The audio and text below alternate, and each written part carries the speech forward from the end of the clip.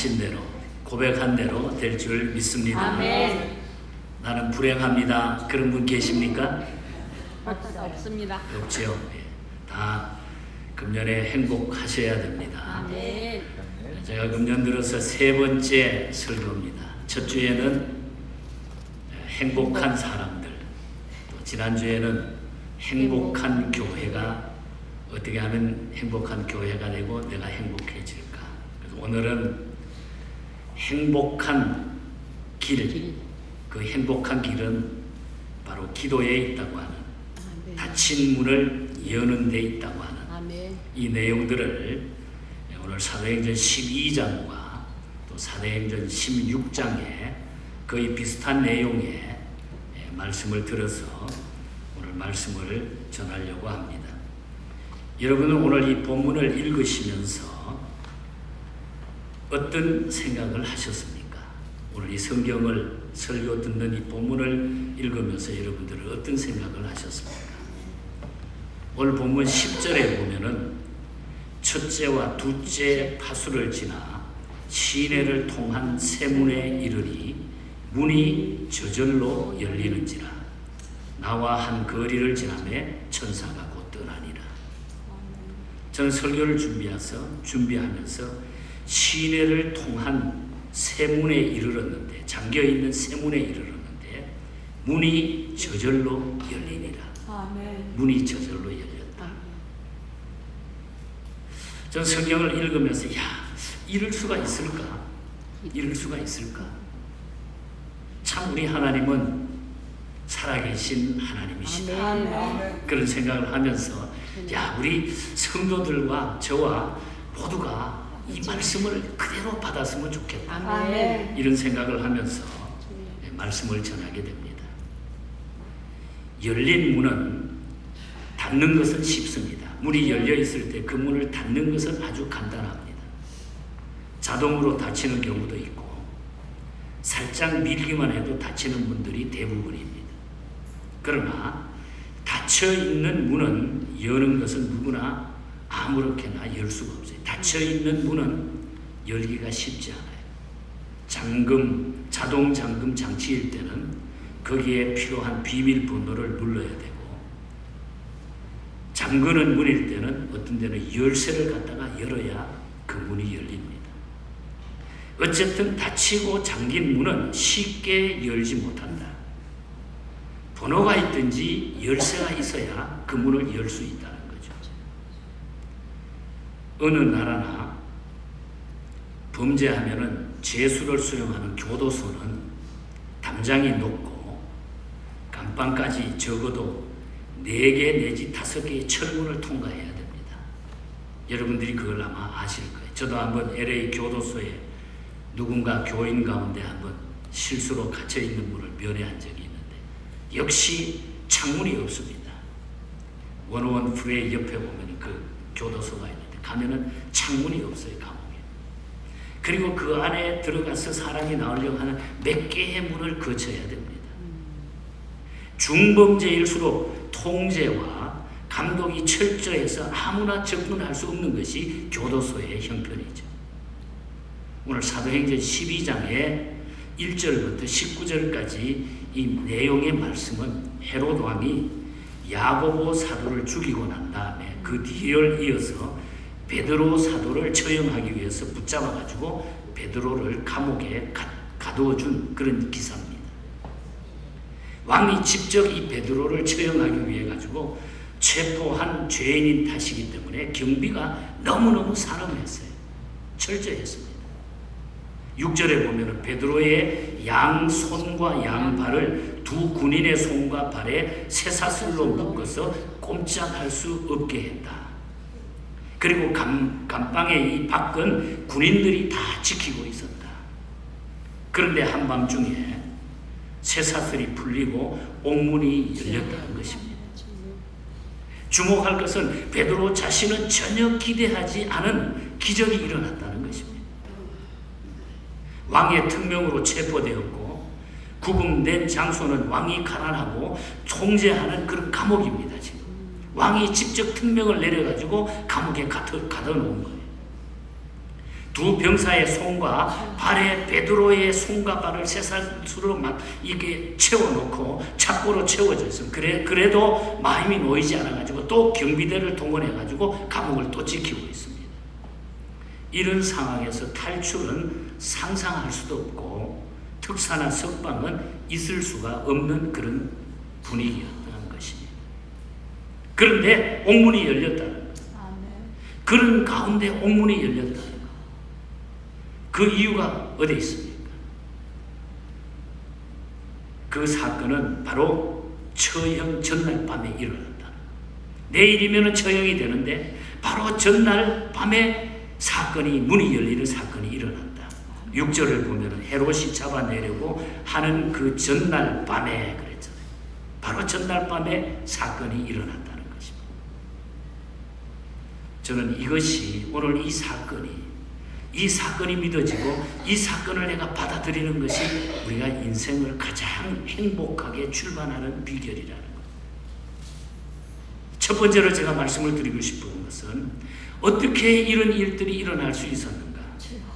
교회의 기도 때문이었다 하는 메시지가 나옵니다. 교회의 기도 때문이었다.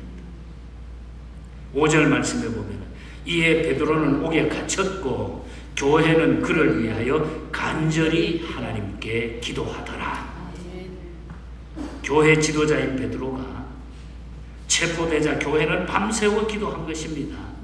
야고보를 처형한 헤롯 왕은 베드로를 처형하고 그 여세를 몰아가지고 기독교 박해를 가속화할 이 전략을 짜고 있었던 것입니다. 이제 앞에 지도자들을 모두 다 죽이겠다는 거예요. 죽여놓고 교회들을 핍박해가지고 꼼짝 못하게 만들겠다. 이런 판을 짜고 이런 일을 저지르고 있는 거죠. 베드로의 체포는 베드로 개인 문제가 아니라 초대교회 전체의 문제였고 위기였다는 거죠. 그리하여 교회가 힘을 모아서 간절히 기도드린 것입니다. 하나님은 그 기도를 들으시고 옥문이 열리는 기적을 행하신 것입니다. 우리가 사도행전 16장에 가서 보면은 바울 사도가 투옥된 사건이 기록이 되어 있습니다. 빌립보 지방에서 전도하던 바울이 어느 날 귀신 들린 점치는 여종을 만납니다. 아주 신통력이 있어가지고 여종의 그 주인은 아주 짭짤한 재미를 보고 있었어요. 그 점쳐주고 돈 받고 점쳐주고 돈 받고 하니까 그녀가 날마다 바울 일행을 쫓아다니면서 귀찮게 굴고 괴롭힙니다. 어느 날 밤 바울이 예수님의 이름으로 귀신에게 명령을 내리니까 귀신이 그에게 떠나고 건강한 사람이 되어버립니다. 이렇게 되니까 이 점쟁이들이 수입원이 끊어지게 되잖아요. 수입원이 끊어진 주인이 바울과 실라를 고발하게 됩니다. 고발하고 관리들은 주인의 말만 듣고서 그 점쟁이 말만 듣고서 바울과 실라를 감옥에다가 투옥시키는 겁니다. 옷을 벗기고 채찍으로 때렸습니다. 사도행전 16장 22절에 보면 옷을 벗기고 채찍으로 때립니다. 쇠사슬로 발을 묶고 깊은 옥에 가두었다고 그랬습니다.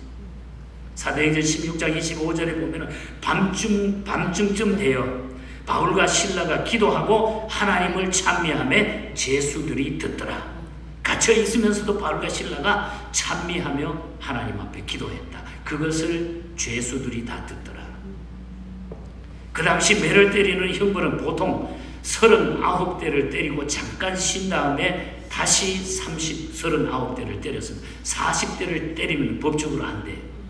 그래서 잠깐 쉬었다가 다시 또 처음부터 39대를 때렸습니다. 죽기 일보 전까지 때려 기절을 하면은 물을 끼얹어가지고 깨어나게 하고 다시 때렸다. 법에 40대를 때릴 수가 없기 때문입니다. 그래서 40에 하나 감한매라고 성경에는 그렇게 말합니다. 좋은 일을 하고 매맞고 감옥에 갇혀있는 바울과 실라 그들은 아무 일도 없었던 것처럼 밤중에 기도하고 찬송을 불렀다는 거죠.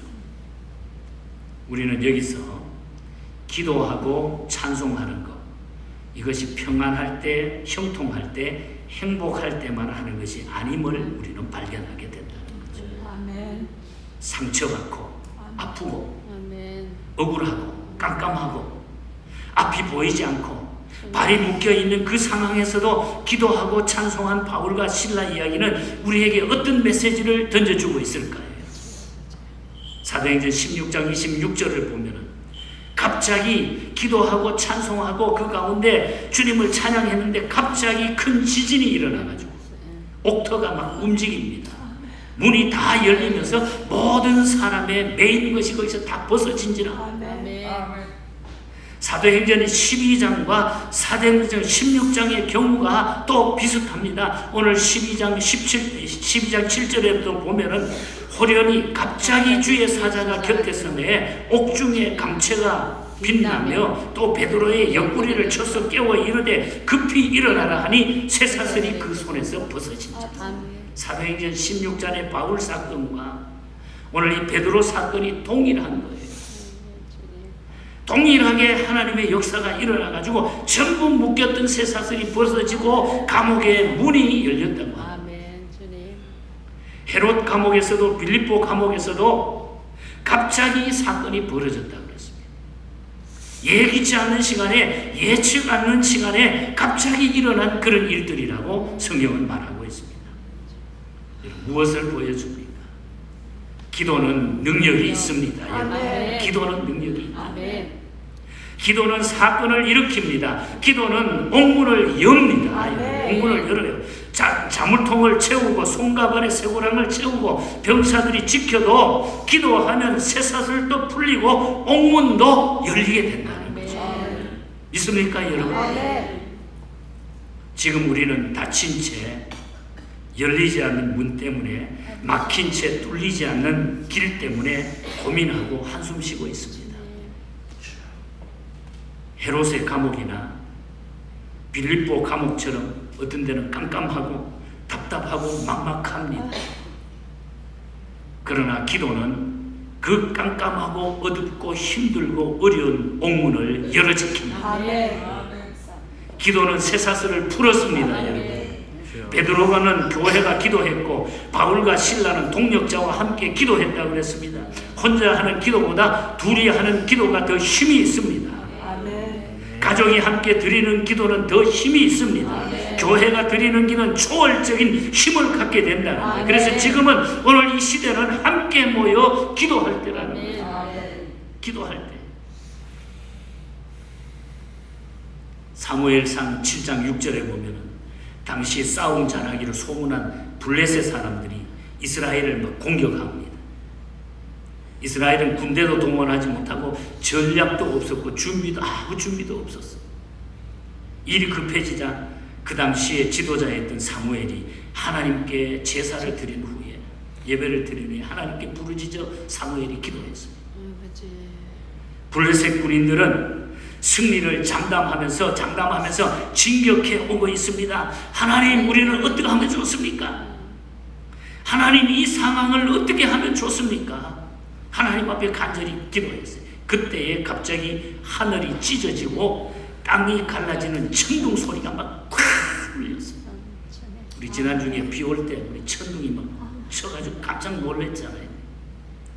그거보다 훨씬 더 센 천둥 소리가 울리면서 온 나라 사람들이 정신을 다 잃을 정도로 그때의 블레셋 사람들은 천둥 소리에 놀라가지고 다 도망치기 시작했고 그날 이 사무엘은 아무 어려움 없이 그 큰 승리를 거둬들였습니다. 히스기야 왕도 기도로 아수르 대군 18만 5천 명을 하루아침에 다 싸늘한 시체로 만들었어요. 교회의 기도는 힘이 있습니다. 함께 모여 기도하면 적군도 물러가고 옥문도 열릴 줄 믿습니다. 교회가 기도하면 마귀도 물러가고 국가와 가정을 살리는 기적이 일어나게 되어 있습니다. 그리고 내가 행복해집니다. 기도는 바로 나를 행복하게 만든다. 중국 선교하면서 길림성의 그 오지에 가서 복음을 전하다가 막 그냥 공안이 그 섞여 있는지도 모르고 찬양 집회를 막 열었는데 나중에 보니까 거기에 중국 사람들이 뭐 비디오를 찍길래 아마 거기에 같이 모인 사람들이 비디오를 찍나 봤더니 나중에 공화국이 와서 그 안에 있는 것도 공화국이 다 찍은 거예요. 뭐 꼼짝없이 걸린 거죠. 그때 저는 잡혀가고 저하고 몇 사람 잡혀가고 우리 선교팀들은 아파트 방에 모여가지고 몇 시간 동안 간절히 기도했어요. 저는 그때 그 시공항국에 잡혀가가지고 조사를 받는데 겨울이니까 창문에 따뜻한 햇볕이 들어와요.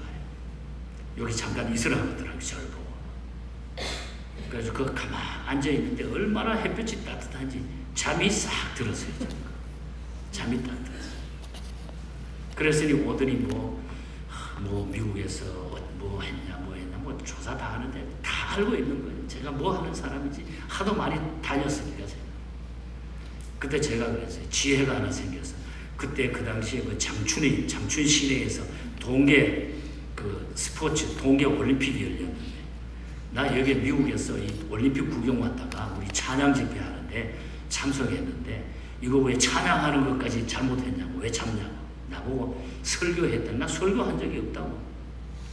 그래 앞에 나가서 그의 다행히 내가 그때 성경 가지고 그냥 이야기만 했지 막 서서 다니면서 내가 설교했지 강대상에 올라가지 않았거든. 그걸 가지고 나는 강대상만 안 올라가면 돼. 중국은 밑에서 하는 건 괜찮아요.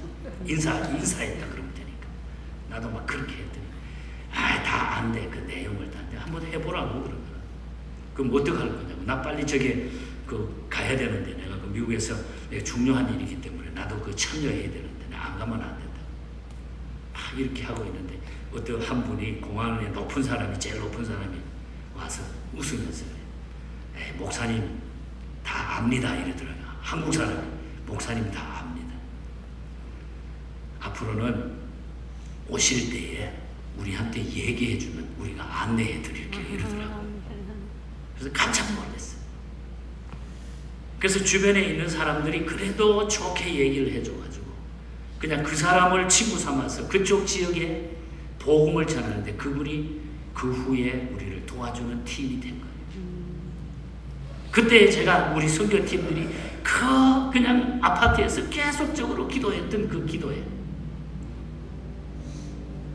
하나님께서는 기도하는 자들에게 분명한 길을 열어주시고 기도하는 자들에게 행복함을 주신다. 아멘. 그래서 여러분들 우리가 행복의 길은 첫째 기도예요. 기도. 아멘. 기도하지 않고는 우리가 행복해질 수가 없다. 여러분 감옥과 같은 여러분의 인생길에 어두컴컴하고 힘들고 내 힘으로 해결할 수 없는 그런 일들 금년에 기도함으로 활짝 열리시기를 축복합니다. 아멘. 활짝 열어질 거예요. 아멘. 그 다음에 두 번째로 말씀을 드리고 싶은 것은 함께 힘을 합해 기도했다는 내용이 나타납니다. 사도행전 12장의 경우는 초대교회가 절박한 위기의식으로 함께 모여 기도했고 빌립보 감옥의 경우 바울과 실라가 함께 기도하고 찬미했다는 것. 만일 베드로가 체포되어서 투옥된 사건을 놓고 교회가 교인들이 모여가지고 서로 원망하고 너 때문에 그랬다 니 때문에 그랬다 그렇게 이야기했으면 기적이 일어나지 않았을 거예요. 아무개 집사님이 입을 잘못 놀려가지고 잡혀간 거야. 아무개 권사님이 심부름 잘못해서 이 사건이 벌어진 거야. 아무개 장로님이 처신을 잘못해가지고 이렇게 되어서 서로 헐뜯고 핑계대고 기도하지 않았다고 하면 당시의 예루살렘 교회는 큰 시련을 겪었을 것입니다. 바울과 실라의 경우도 마찬가지.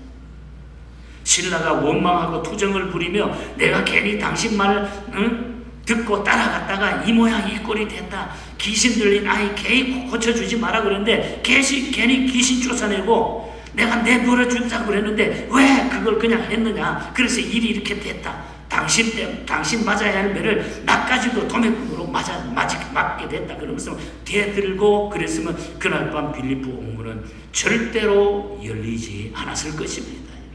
그렇지 않겠습니까? 오늘 이 시대의 교회는 편하고 누워 자고 놀고 먹을 때가 아니라는 거예요. 서로 격려하고 손잡고 힘을 모아 나라 살리고 경제 회복하고 신앙을 회복할 때라는 거예요. 오늘 이 시대의 교회의 사명은 바로 손잡고 함께 격려하고 기도하는 일이 오늘 교회가 할 일이라. 현대인은 상처가 많습니다, 여러분. 그리고 모두가 신경과민에 빠져 있습니다. 사소한 말 한마디도 화를 내고 막 싸우는 거예요. 그 가운데 험담은 엄청난 상처를 가져오게 되잖아요. 험담이라고 하는 것은 의도적으로 다른 사람을 헐뜯거나 흔들기 위해 가지고 나쁜 의도의 말을 뜻하는 겁니다. 험담은 전문가의 글을 봤더니 4가지 속성을 가지고 있는, 험담하게 되면 험담 속에는 4가지 속성이 있다는 거예요. 첫째는 전파가 빠릅니다. 험담하는 이야기는 전파가 빨라져요. 이 입에서 저 입으로, 이 사람에게서 저 사람에게로, 이 교회에서 저 교회로, 이 동네에서 저 동네로 날개 달고 막 퍼져나가는, 얼마나 빠른지 순식간에 동네방네로 퍼집니다. 요즘은 인터넷 때문에 더 빨리 퍼져지는 거예요. 한번 올렸다 그러면 다 알아버리는 거예요. 맞는 얘기도 아닌데도 불구하고, 근거도 없고 확인도 되지 않는 이야기를 눈 하나 깜빡거리지도 않고 퍼뜨리는 악플도 오늘 이 땅에는 너무 많이 있는 거예요. 우리가 어디에 초점을 맞춰야 될지, 어떻게 우리가 해야 될지 모르는 이런 형편 속에 우리가 서 있다는 거죠. 전파가 빠릅니다. 잘못된 이야기들. 그리고 험담은 반드시 본인에게 전달이 된다는 걸 우리가 잊어버리면 안 돼요. 본인들이 들으면 기분 나빠할 테니까 우리 절대로 얘기하지 말고 당신하고 나하고만 알자. 우리끼리만 알고. 이런 험담을 늘어놓자 그 말이 다시 본인 귀에 돌아오게 돼 있어요. 다 돌아가지고 다 알고. 그런 말은 절대 믿으면 안 돼요. 절대 믿으면 안 돼요. 그 말 한 것까지 돌아온다는 거예요. 험담은 반드시 본인에게 전달된다. 그리고 세 번째는 반드시 되돌아오게 돼 있습니다. 내가 했던 험담보다 더 커지고 강해진 험담이 마치 부메랑처럼, 메아리처럼 바로 돌아오게 돼요. 어떤 사람이 산에 올라가, 이쪽 산에서 야호 그랬더니 메아리가 울려가지고 야호 돌아오고, 여보세요 신기해져가지고 여보세요 그랬더니 여보세요 돌아오고, 이 자식아 그랬더니 이 자식아 그러고 돌아오더라. 이것이 바로 메아리의 법칙입니다. 그리고 부메랑의 원리입니다. 내가 누군가의 험담을 늘어놓거나 속삭거리면 반드시 되돌아오게 되어 있죠.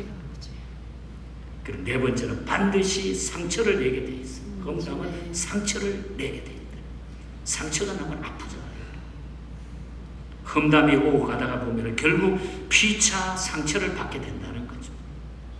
영국의 작가 가운데 프란시스 콰라라고 하는 분은 너 자신을 포로로 만들지 아니하려거든 너의 혀를 지나치게 자유롭게 하지 말라. 너 자신을 포로로 만들지 않으려거든 너의 혀를 지나치게 자유롭게 하지 말라.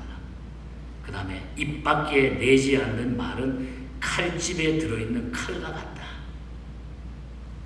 누설되면 그 칼은 다른 사람의 손에 들어가게 된다. 그 칼이 다른 사람 손에 들어가게 된다. 현명해지고자 한다고 하면은 너의 혀를 현명하게 다루라. 네덜란드 작가였던 에라스무스라고 하는 분은 다음은 내가 엄정하게 지키고 있는 것들이다. 친구들 앞에서 남편을 나무라지 마라. 집안 문제를 밖에서 떠들지 말라. 두 사람만 알고 있는 것은 그것이 널리 알려진 때보다 훨씬 더 해결하기가 쉽다. 새겨둘 명언들이잖아. 어떤 사람은 자기 남편을 남들 앞에서 막 해요. 자기 부인을 남들 앞에서 막 그냥 흉을 봐요. 그럼 누구의 흉입니까? 나 잡아 죽이라 이거죠. 나도 똑같은 사람이다. 험담은 상처를 내지만은 가벼운 격려는 칭찬 위로를 말 한마디로 상처를 치료하고 활력을 불어 넣어준다는 것입니다. 험담은 이렇게 상처를 만들지만은 그러나 가벼운 격려라든지 칭찬이라든지 위로의 말 한마디는 상처를 다 치료하고 활력을 불어넣는다. 의학 용어 가운데 플라시보 효과라고 하는 말이 있습니다. 무슨 얘기인가 하니 설탕 따위로 만든 가짜약 혹은 뭐 어떤 데는 밀가루 같은 거 이걸 가지고 가짜약을 만들어 가지고 아주 명약이라고 주고 그것을 믿고 먹으면 뛰어난 약효과로 치료가 된다고 하는 거예요. 그래서 어떤 데는 감기 걸린 아이에게 밀가루를 댄 뭐 이상한 거 주려 이거 아주 좋은 약이다 하고 나면 먹고 나면 그게 치유가 된다.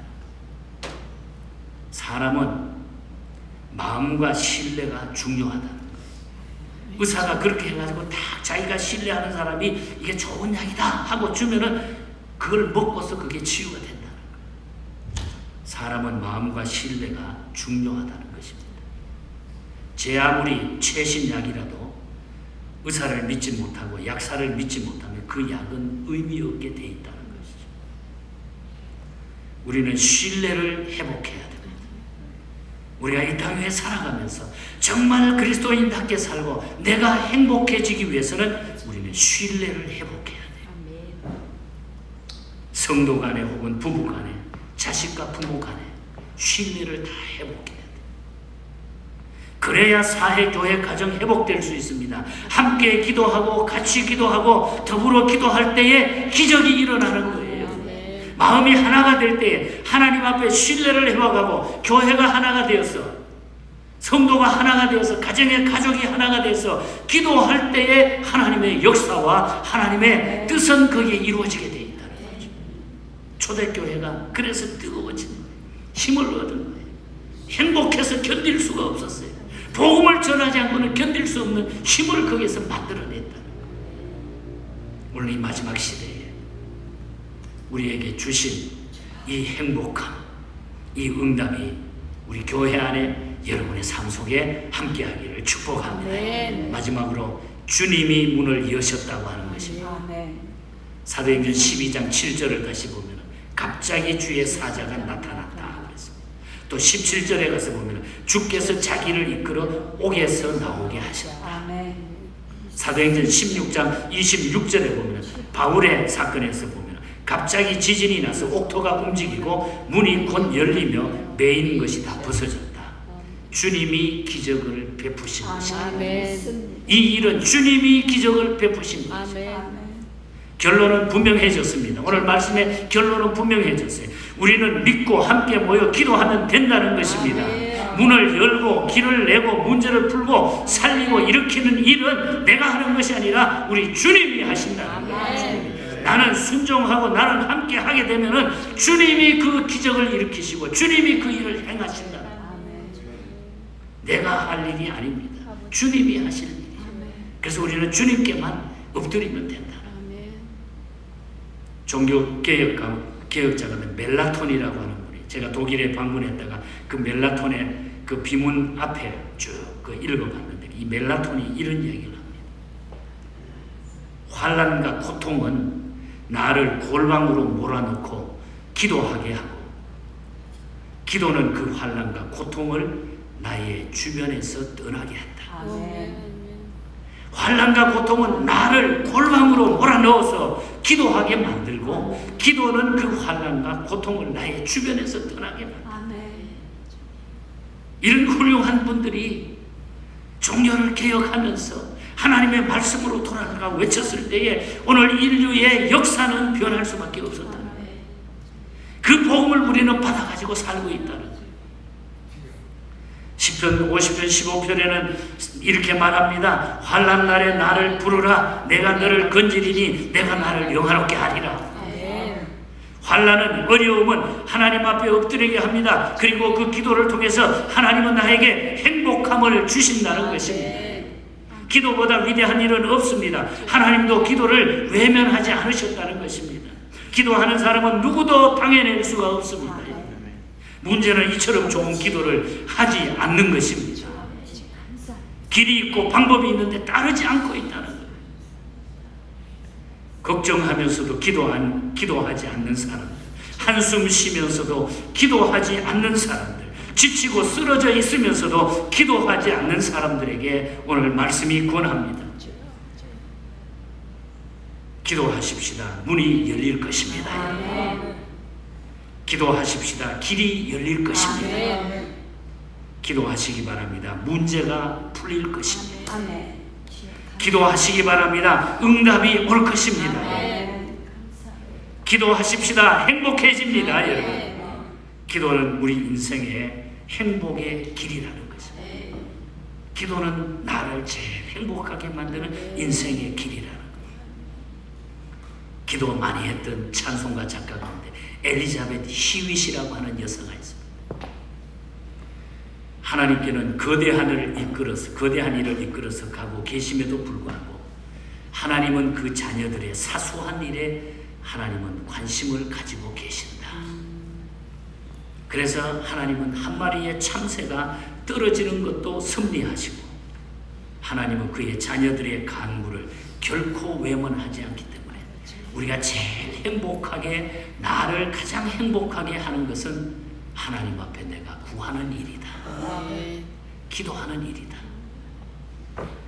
그래서 그는 마태복음 6장 6절의 말씀에 근거해서 너는 기도할 때에 내 골방에 들어가 문을 닫고 은밀한 중에 계시는 내 아버지께 기도하라.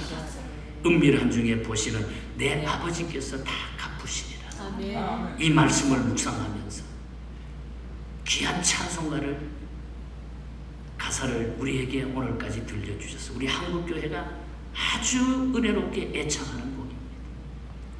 너 예수께 조용히 나가 내 모든 짐 내려놓고 주 십자가 사랑을 믿어 죄 사함을 너 받으라. 2절에 보면 주 예수의 은혜를 입어 내 슬픔이 없어지니 내 이웃을 늘 사랑하여 너 받은 것 거저주라. 4절 가사에 보면 너 주님과 사귀어 살며 내 생명이 넘치리라. 주 예수를 찾느니 앞에 참 밝은 빛 비추어라. 참 행복을 주시리라. 주 예수께 조용히 나가 내 마음을 쏟아놓으라. 늘 은밀히 보시는 주님 그 은혜를 베푸시리. 여러분 주님께 다 내려놓으십시오. 은밀히 보시는 주님께서 여러분을 사랑하시고 행복함을 더해 주실 줄 믿습니다. 그래서 금년에 여러분들 어디서든지 가정에서든지 특별히 여러분이 무릎 꿇는 일을 많이 하시기 바랍니다. 그 일을 통해서 여러분 정말로 행복한 그런 삶을 회복하시고 행복하게 사시다가 주 앞에 승리자로 우리 모두가 설 수 있기를 주님 이름으로 간절히 축복합니다. 하나님 아버지 감사합니다. 하나님 앞에 기도하는 일이 제일 행복함을 오늘 말씀들을 통하여 우리에게 증거해 주셨습니다. 우리가 지나가는 옛날 얘기로 듣지 말고 이 말씀이 현재 살아 역사하는 내 삶 속에 그대로 있음을 확인하고 우리가 늘 주님을 의지하고 확신하며 기도할 수 있는 저희들이 되게 하여 주시옵소서. 근심하며 걱정하고 타령할 것이 아니라 하나님 앞에 내려놓고 믿고 구하는 저희가 되게 하여 주시옵소서. 온 교회가 힘을 합해서 서로를 의지하며 한 마음으로 기도하게 하여 주시옵소서. 이를 통하여 나라가 회복되고 가정이 회복되고 주변의 환경이 회복되게 하여 주시옵소서. 그리하여 우리의 삶이 행복하게 하여 주시옵소서. 거룩하신 예수님 이름으로 기도하옵나이다. 아멘. 아멘. 우리 기립하셔서 483장